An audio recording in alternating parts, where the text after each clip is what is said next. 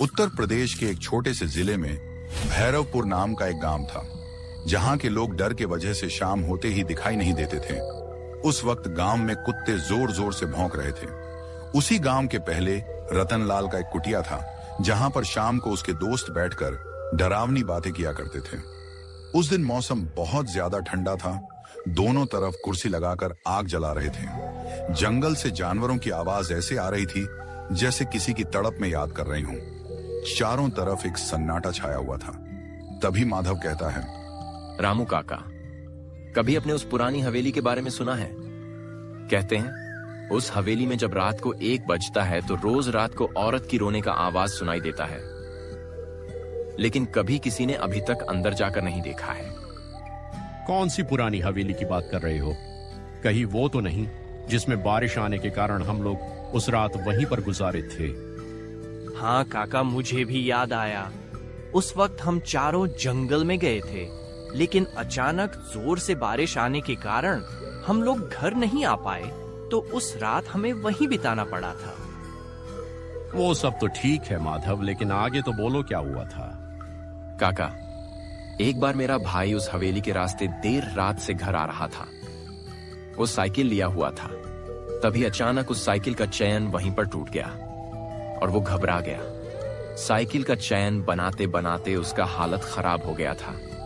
फिर वहीं औरत की रोने की आवाज उसको सुनाई दी थी। उस वक्त वो साइकिल लेकर तुरंत वहां से घर भाग आया। आने से बाद उसका तबीयत 2-3 दिन तक खराब रहा था। उसके बातों पर विश्वास नहीं होता है मुझे, लेकिन कुछ न कुछ जरूर उसके साथ हुआ था। तब तो काका हमें जरूर जाकर पता करना चाहिए कि आखिर उस हवेली के राज क्या है।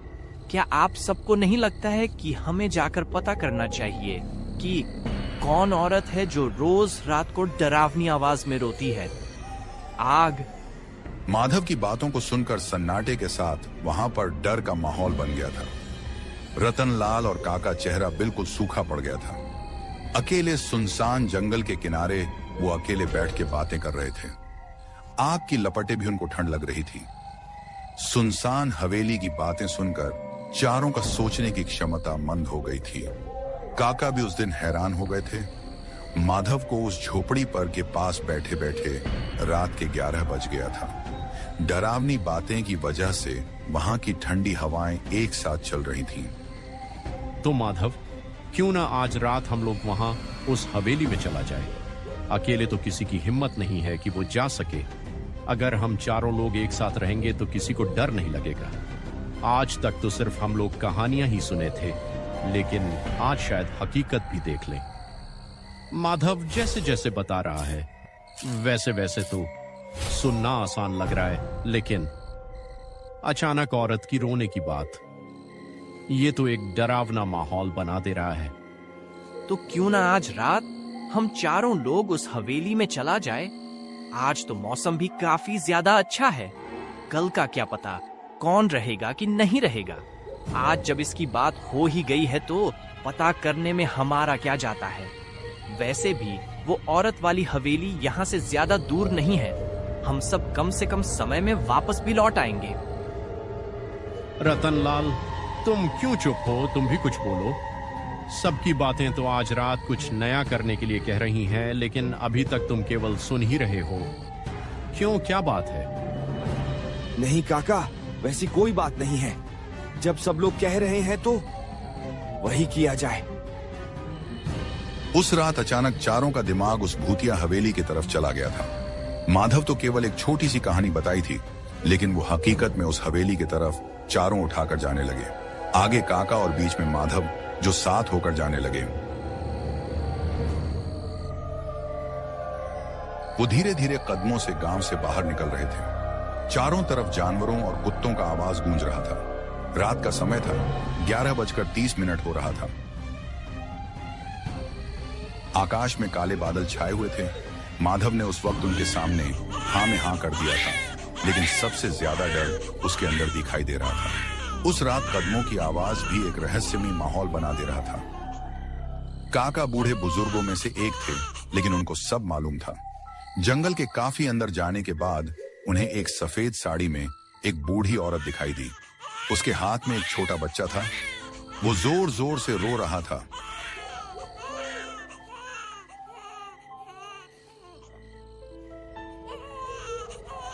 ये सब देखकर वो चारों हैरान रह गए। आधी रात को औरत और वो भी एक बच्चे के साथ इस सुनसान रास्ते में। देखते ही माधव को कुछ अजीब सा महसूस होने लगा। वो पहले भी ऐसी घटना कुछ ऐसे ही करके अपने गांव वालों से सुना था। उस वक्त बच्चे की मासूमियत देखकर काका का दिल पिघल गया। अरे तुम कौन हो और इस बच्चे को लेकर इतनी रात को क्या कर रही हो? ये बच्चा किसका है? जोर जोर से रो रहा है। तुम्हें इसको लेकर अपने घर जाना चाहिए, लेकिन देखने में उदास दिखाई दे रही हो। क्या बात है? कहीं कुछ हुआ तो नहीं ना है तुम्हारे साथ? वो औरत देखने में साधारण दिखाई दे रही थी, लेकिन उनके अंदर का छिपा डायन का भयंकर रूप दिखाई नहीं दे रहा था। वो अपना चेहरा उदासी के रूप में ढाल ली थी, ताकि किसी को उसकी पीछे छिपी मासूमियत का राज न दिखाई दे। अरे बेटा, क्या तुम सब मेरी मदद कर सकते हो? इस बच्चे का तबीयत बहुत ज्यादा खराब है। भूख के कारण ये तड़प कर रो रहा है। ये बच्चा मुझे आगे तालाब के किनारे मिला है। लगता है किसी ने इसको छोड़कर वहाँ से चला गया है। मुझे देखा नहीं गया तो इसे लेकर यहाँ आ गई। उस बूढ़ी औरत की मधुर बातों को सुनकर माधव को रहा नहीं गया। वो झट से बोला, दादी माँ, अब तो बेचारे इस बच्चे की माँ इसे इस हालत में छोड़कर चली गई है। वो ना जाने किस पत्थर दिल की होगी जो अपने ही बेटे की नहीं हुई। आपने इस हालत में बच्चे की मदद की है, इसका फल भगवान आपको जरूर देगा। बेटा, उम्र ढल जाने के कारण और दूरियां मुझसे नहीं चला जा रहा है। क्या तुम सब मेरी इस हालत में मदद कर सकते हो? इस बच्चे को लेकर अस्पताल जाना बहुत ज्यादा जरूरी है, नहीं तो ये मर जाएगा। आधी रात को उस औरत का बीच जंगल में होना, और वो भी एक छोटे नवजात बच्चे के साथ, काका को कुछ अजीब लग रहा था। उनके मन में एक प्रकार का चिंता हो गया था। देखते देखते रात का 12 बज गया। जंगल में और जोर जोर से कुत्तों के और जानवरों के भौंकने की आवाज गूंजने लगी। चारों तरफ सन्नाटा छाया हुआ था। एक तरफ बच्चे को देखकर माधव का दिल पिघल रहा था, वहीं दूसरे तरफ काका को वो बूढ़ी औरत कुछ अजीब दिखाई दे रही थी। हम सब इस हालात में तुम्हारी कोई मदद नहीं कर सकते। आपको खुद इस बच्चे को लेकर जाना होगा। इस वक्त हम किसी काम के सिलसिले में जा रही हैं। ऐसे में मैं आपकी की कोई मदद नहीं कर सकता हूँ। रात भी काफी ज्यादा हो गया है, अब हम सब और नहीं रुक सकते हैं। बूढ़ा उसकी माया को देखकर पहचान जाता है और उन तीनों, माधव, रतनलाल और मदन को लेकर अपने साथ चला जाता है। वो बुरी साया उस बच्चे को लेकर वहीं देखती रह जाती है। माधव, रतनलाल, अमन और काका उस सफेद डायन से छुटकारा पाकर वहां से तुरंत निकल लेते हैं, लेकिन कुछ ही दूर आगे जाने के बाद पीछे कदमों की आवाज सुनाई देती है।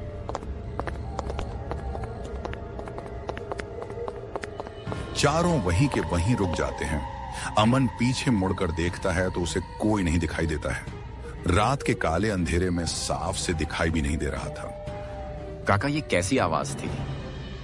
ऐसे लग रहा था जैसे कि हमारे पीछे पीछे कोई चल रहा है, लेकिन अचानक कहाँ गायब हो गया है। जंगल में काली रात के अंधेरों में जानवरों को कुछ दिखाई नहीं देता है। वो इधर से उधर भागते रहते हैं। हो सकता है कोई छोटा मोटा जानवर होगा, इधर उधर भाग गया होगा। डरो मत, हिम्मत रखो, कुछ नहीं होगा। काका, मुझे तो बहुत डर लग रहा है। कहीं वो औरत तो नहीं है जिसके बारे में हमने सुना था। वो कदमों के आहट पर ध्यान नहीं दिए, धीरे धीरे हवेली के करीब पहुंच गए। दूर से काले अंधेरे में वो हवेली उजले से प्रकाशित दिखाई दे रहा था, लेकिन उनके अंदर का भयानक अंधेरा और खुफिया औरत का राज किसी को मालूम नहीं था। चारों के चेहरे पर वो डर साफ साफ दिखाई दे रहा था, जैसे कदमों की आहट उन्हें यहां तक खींच लाई हो। काका, ये वही हवेली है जहां से औरत की रोने की आवाज सुनाई देती है। इसे रास्ते पर अनेक घटनाएं हुई हैं, लेकिन किसी ने पता करने की कोशिश नहीं की है। आज तो आंखों का पर्दा दूर ही हो जाएगा। बेटा, अब तो अंदर जाकर ही देखना पड़ेगा, लेकिन संभल कर। वो औरत का छलावा किसी को मालूम नहीं है। हम सबको सावधानी के साथ एक साथ रहना होगा। हम सबको देखकर उस औरत की शक्तियां फीकी पड़ सकती हैं, इसलिए कोई कहीं नहीं जाएगा इधर उधर। धीरे धीरे वो चारों उस भूतिया हवेली के अंदर चले गए। माधव का शरीर पहले से ही कांप रहा था। वो हाथ जोड़कर सबसे पीछे खड़ा था। तभी अचानक सरसराहटों के साथ खून से लटपटा गर्दन कटा हुई पिशाच सामने प्रकट हो जाता है। उसका भयानक रूप देखकर चारों के रूह कौंप गया। देखने में डरावना चेहरा और उसकी बड़ी बड़ी आंखें, मानो जैसे उसका सिर किसी ने जिंदा काट के दफना दिया हो। औरत की आवाज में उसका रोना देखकर सबके सब गांववासी हैरान हो जाते थे, लेकिन किसी को यह बात पता नहीं थी कि ये वही शैतान है।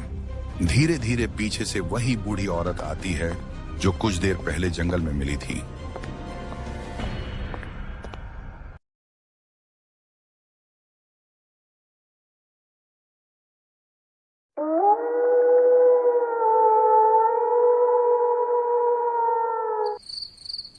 हर इंसान के अंदर कुछ राज छुपे होते हैं, कुछ ऐसे राज जो बहुत वक्त बाद खुलते हैं। यह कहानी रामपुर गांव की है। बरसात का मौसम था और आसमान में बिजली कड़कने की आवाज हर तरफ गूंज रही थी। उसी गांव में दूर कहीं एक छोटा सा ढाबा था जहां कुछ ही लोग जाया करते थे। आज भी वहां कुछ लोग बैठे मौसम का मजा ले रहे थे। रामू भाई, क्या मस्त मौसम है। इस मौसम में तो इस तरह ढाबे की चाय में अपना ही मजा है। हाँ सही कह रहा है, ऊपर से रात के इस वक्त बिजली भी चली जाती है। ये अजीब मजाक है यार, लेकिन जो भी हो, इस वक्त यहाँ साथ में बैठकर एक अलग ही मजा आता है। सच में मेरा तो दिल करता है कि बरसात के इस मौसम की ये पूरी रात यहीं पर गुजार दूं, यहाँ बैठकर ये पकौड़े, चाय और दोस्तों के साथ। इस सब का मजा ही कुछ और है। और तू एक बात भूल रहा है, जब साथ में रामसुख चाचा की कहानी भी हो जाती है तब तो मजा डबल हो जाता है। वैसे ये चाचा के किस्से सिर्फ झूठी कहानियां नहीं होते, बल्कि उनके सारे किस्से सच होते हैं। अरे छोड़ो भाई, मुझे तो नहीं लगता कि रामसुख चाचा की कहानियां सच होंगी। आजकल के दौर में ऐसा कहाँ होता है, ये भूत चालवा वगैरह। वो तो तू इन सारी बातों पर यकीन नहीं करता, इसलिए ऐसा कह रहा है, लेकिन सच्चाई तो ये है कि ये सारी बातें सच होती हैं। लेकिन ये रामसुख चाचा तो अभी तक नहीं आए। मैंने तो कहा भी था कि थोड़ी देर में ढाबे आ जाना। अच्छा शोर मत करो, चाचा बस आते ही होंगे, तब तक हम अपना गपशप लगाते हैं। वो लोग हंसी जाक कर रहे थे और उनकी बातों के साथ ही आसमान में बिजली के गरज गूंज रहे थे। और तभी वहां पर रामसुख चाचा ढाबे पर आ जाते हैं। अरे ये लो, रामसुख चाचा भी आ गए। अब तो इस बरसात का मजा आएगा। लगता है कि तुम सबको मैंने आज बहुत इंतजार करवाया। हाँ चाचा, आप सही पकड़े गए। हम आपका ही इंतजार कर रहे थे। लेकिन क्या हुआ, आज इतनी देर क्यों हो गई? आज मुझे घर पर थोड़े काम थे और ऊपर से बिजली भी चली गई, तो इस वजह से थोड़ी देर हो गई। अच्छा, लेकिन हम तो सोच रहे थे कि आज तो आप आएंगे ही नहीं। हमें तो आपकी कहानी के बिना यहाँ कोई मजा ही नहीं आता। मुझे भी यहाँ पर तुम लोगों से बातें करने में बहुत मजा आता है। अच्छा चाचा, हमारी चाय और पकोड़े तो आ गए हैं, बस आपका ही इंतजार था। अब ये बताइए, आज कौन सी कहानी सुनाएंगे? अच्छा, अब मैं आ गया हूँ, तो अब मैं तुम्हें लोगों को एक सच्चा किस्सा सुनाता हूँ। चाचा कहानी सुनाना शुरू कर देते हैं। अच्छा, आज मैं तुम्हें लोगों को अपनी जिंदगी का एक खौफनाक किस्सा सुनाने जा रहा हूँ। ये बात उस वक्त की है जब मैं जवान हूँ। उस दिन तूफानी बरसात की रात थी और पूरे गांव में तेज बारिश हो रही थी। हर तरफ बिजली की कड़क और गरज की आवाजें आ रही थी। और उसी तूफानी रात को मेरी अम्मी की तबीयत भी खराब हो गई। उनका इलाज और दवा दूसरे गांव में रहने वाले डॉक्टर के पास थी। माँ, मैं अभी जल्दी ही आपकी दवाई लेने जाता हूँ, आप परेशान मत हो, आप जल्दी ठीक हो जाएंगी। दीपक चाचा हमारे साथ वाले गांव में ही रहते हैं। नहीं बेटा, तुम क्यों इस बरसात में जा रहे हो? मैं ठीक हूँ। नहीं माँ, ये बारिश तो रोज ही होती है और आप फिक्र मत कीजिए, ये थोड़ी देर में बंद हो जाएगी। मैं जल्दी ही दवाई लेने जा रहा हूँ। रास्ते में अगर कोई रिक्शा मिल गया तो उसी में चला जाऊंगा। उस रात मेरी माँ ने मुझे बहुत रोका, लेकिन मैं उस रात अपनी माँ के इलाज के लिए दूसरे गांव की तरफ जाने लगा। बाहर तेज बारिश का सिलसिला जारी था और उस वक्त गांव का एक भी आदमी वहां नहीं था। मैं बस आगे चलता ही जा रहा था। ये बारिश तो और भी तेज हो गई है, मैं दूसरे गांव तक कैसे पहुंचूंगा?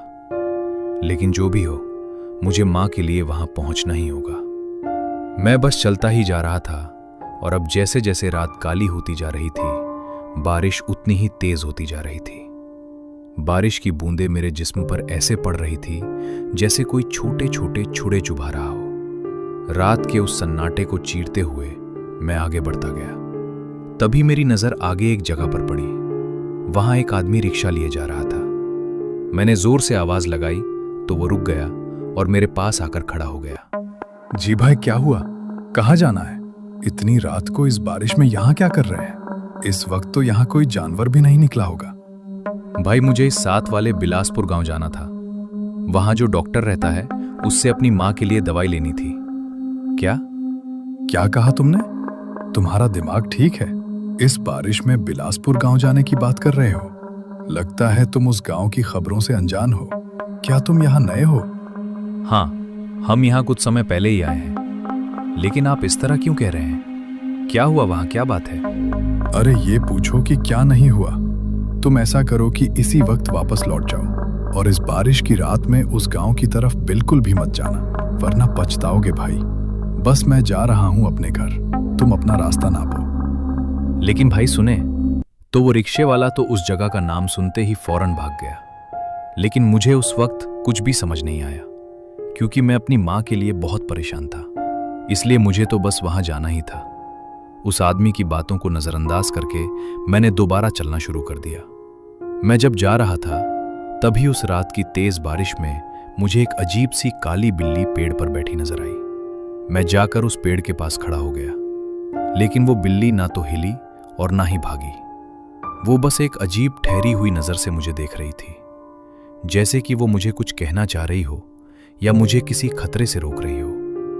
उसी पल आसमान में बिजली जोर से कड़की और बारिश और भी तेज हो गई। मेरा दिल अचानक जोर से धड़कने लगा।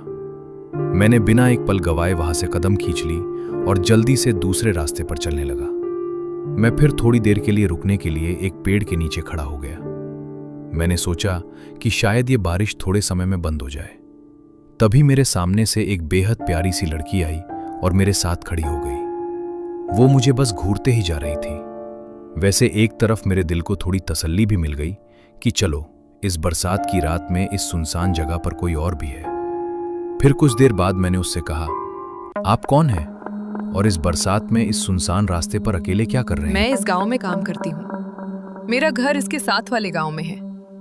मुझे आज देर हो गई थी और मैं घर जा रही थी, लेकिन आधे रास्ते में ही मैं फंस गई। ये तेज बारिश शुरू हो गई, जो कि अभी तक बंद होने का नाम ही नहीं ले रही।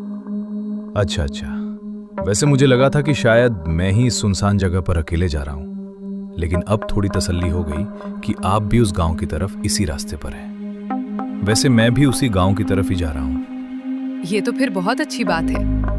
आप प्लीज मेरी मदद कर सकते हैं। मुझे इस बरसात की रात में इस सुनसान रास्ते से जाने में डर लग रहा है। यहाँ पर ना तो कोई रिक्शा है इस वक्त और ना ही कोई टैक्सी। मदद? लेकिन कैसे मदद करूं मैं आपकी? आप भी उस गांव की तरफ जा रहे हैं, मेरा घर भी वहां है। क्या आप ऐसा कर सकते हैं कि हम साथ में ही वहां चलें? आप पहले मुझे जल्दी से वहां छोड़ दीजिए, फिर आप अपने रास्ते चले जाइए। प्लीज, मैं अकेले नहीं जा पाऊंगी। ठीक है, मैं वैसे भी वहां ही जा रहा था। मैं आपको हिफाजत से घर छोड़ दूंगा, फिर मैं अपने काम के लिए चला जाऊंगा। अच्छा, सही है। आपका बहुत बहुत शुक्रिया। अब मैं और वो लड़की उस तेज बारिश में साथ में ही सफर करने लगे। पूरे रास्ते में बारिश की बूंदें तेजी से हमारे जिस्म पर पड़ रही थी। रास्ता और भी सुनसान हो गया था और चारों तरफ अंधेरा फैला हुआ था। हर तरफ से अजीब अजीब आवाजें आ रही थी और फिर बिजली की कड़क की आवाज माहौल को और भी डरावना बना रही थी। जब मैं और वो लड़की जा रहे थे तभी आधे रास्ते में मुझे एक अजीब से जानवर की चीख सुनाई दी। वो आवाज इतनी डरावनी थी कि उसकी गूंज पूरे जगह में फैल गई। अरे, ये खौफनाक आवाज, अब तो मुझे लग रहा है कि उस गांव जाते हुए माहौल और भी बढ़ रहा है। ये माहौल कैसा भयानक होता जा रहा है, और ऊपर से ये जानवरों की आवाज। उफ, ये उस गांव की तरफ जाने वाला रास्ता सच में बहुत सुनसान है। मुझे भी इसलिए अकेले डर लग रहा था, लेकिन ये तो अच्छा हुआ कि हम दोनों साथ में जा रहे हैं। मेरा डर भी थोड़ा कम हो गया। तभी चलते चलते अचानक मुझे वहां पेड़ों के सामने एक अजीब साया नजर आया, जैसे कोई वहां खड़ा हो। लेकिन जब हम धीरे धीरे करीब पहुंचे तो वो बिजली की आवाज के साथ ही गायब हो गया। वो लड़की तो बस चुपचाप आगे जा रही थी, लेकिन मैं रुककर उससे बोला, ये साया देखा आपने? यहां कोई खड़ा था, लेकिन अब तो कुछ भी नहीं है। नहीं तो मैंने तो कुछ नहीं देखा, वहां तो कुछ भी नहीं था। आपको बस वैसे ही वहम हुआ होगा। उस लड़की की ये बात सुनकर मैं थोड़ा हैरान हो गया, और एक तरफ मुझे भी लगा कि शायद ये मेरा ही वहम था। इसलिए मैं और वो लड़की दोबारा आगे बढ़ने लगे। बारिश बहुत तेज थी, और वहां से जाते हुए मुझे फिर ऐसा नजर आया जैसे सामने कोई बच्चा जमीन पर पड़ा हुआ हो। लेकिन जब हम करीब पहुंचने लगे तभी बिजली की तेज आवाज के साथ वहां भी कुछ नहीं था। लेकिन इस बार मैंने उस लड़की से कुछ नहीं कहा, क्योंकि मुझे लगा कि शायद इस बार भी ये मेरा ही वहम हो, क्योंकि वो लड़की इस बार भी बिल्कुल खामोश थी। हम दोबारा अब चलने लगे। पूरी जगह सुनसान थी और बारिश से भरी हुई, और थोड़ी देर बाद मैं और वो लड़की उसके घर तक पहुंच गए। उसका घर मुझे बहुत अजीब और सुनसान लगा। मैं उसके घर को थोड़ी देर तक देखता रहा। ये लीजिए, मेरा घर आ गया। आपका बहुत बहुत शुक्रिया कि आपने मेरी मदद की। अगर आप ना होते तो पता नहीं मैं इस बारिश में कैसे पहुंच पाती। नहीं, कोई बात नहीं, बस आपको खैरियत से यहाँ पहुंचा दिया। अब मैं अपनी मंजिल की तरफ चलता हूँ, मुझे पहले ही देर हो चुकी है। रुकिए, आप ऐसे नहीं जा सकते। मेरा मतलब है कि आप थोड़ी देर यहीं रुके। मैं आपके लिए छतरी लेकर आती हूँ। आप उसके सहारे इस बारिश से थोड़ा बच जाएंगे। अच्छा, यहाँ पर ही रुके रह जाना मत। ठीक है। वो लड़की ये कहकर अपने घर की तरफ जाने लगी, और मैं उसकी प्रतीक्षा करने के लिए वहीं रुक गया। इंतजार करते करते बहुत देर हो गई, लेकिन वो छतरी लेकर अब तक बाहर नहीं आई थी। इसलिए मुझे बहुत अजीब लगा, ये इतनी देर क्यों कर रही है? उसने तो कहा था कि बस थोड़ी ही देर में आ जाऊंगी, लेकिन अभी तक नहीं आई। मैंने सोचा कि मैं जाकर खुद ही देख लूं, तो मैं फौरन उसके घर की तरफ जाने लगा, और वहां जाकर मैंने आवाज लगाना शुरू किया। सुने, मैं आपका इंतजार कर रहा हूं, कहाँ हैं आप? घर में सब ठीक तो है ना? मैंने जैसे ही उसे आवाज लगाना शुरू किया, तभी थोड़ी देर बाद उस घर से एक बूढ़ा आदमी बाहर निकला, और मुझे अजीब सी डर पैदा कर देने वाली नजरों से देखने लगा। अरे आप कौन हैं? और वो लड़की कहाँ गई जिसे मैं अभी अभी यहां तक छोड़कर आया हूं? कौन लड़की? मैं यहाँ रहता हूँ, और मैं अकेला ही रहता हूँ। यहाँ कोई लड़की नहीं रहती। अरे ऐसा कैसे हो सकता है? मैंने खुद उसे अभी यहीं छोड़ा था। वो कह रही थी कि मेरे लिए छतरी लेकर आएगी। एक मिनट रुको। तुम पहले ये बताओ कि कैसी लड़की थी, और उसने तुम्हें क्या कहा था? उसने हरी रंग की साड़ी पहनी थी और बहुत खूबसूरत सी लड़की थी। कह रही थी कि इस गांव तक मुझे पहुंचा दो, अकेले मुझे डर लग रहा है। अच्छा, तो तुम्हारा सामना भी उस अनामिका से हुआ है?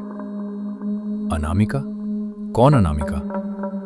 अनामिका वो है जो बरसात की रात में निकली थी, और आधे रास्ते में तेज बारिश शुरू हो गई थी। उसने बहुत से लोगों से मदद मांगी, लेकिन किसी ने उसकी मदद नहीं की। इसी वजह से जंगल जाते वक्त एक खौफनाक जानवर ने उसे मार दिया। इसके बाद वो एक चहलावा बन गई, और अब गांव में घूमती रहती है। बरसात की रात में जो भी निकलता है, पहले वो उससे मदद मांगती है।